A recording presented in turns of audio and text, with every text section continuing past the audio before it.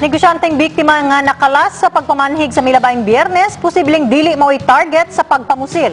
Matod sa kapulisan, usa kini ka kaso sa mistaken identity o nasayop ang mamumuno sa ilang target. Si Chona Carion sa report.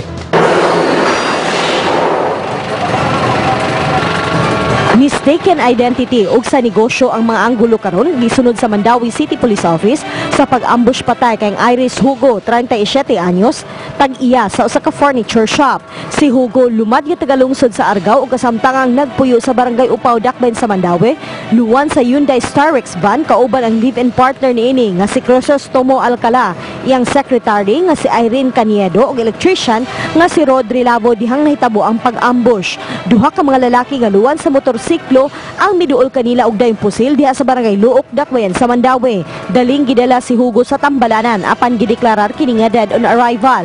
Mato di Senior Superintendent Noel Giliamac, MCPO Director, nga ang posibleng target sa pagpamusil mo ang live-in partner sa biktima nga gingong fixer sa LTO. Lakip usab silang susihon ang mga transaksyon sa negosyo ni Hugo.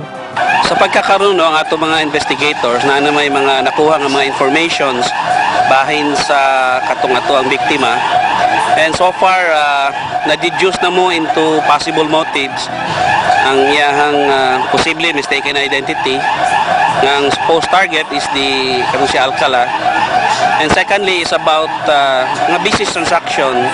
Gidugang ni Giliamac nga posibleng gun for hire ang mga mamumuno sa negosyante.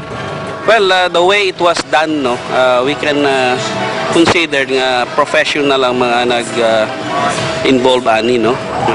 Chona Carion, Andam Mo Balita, 24 Oras.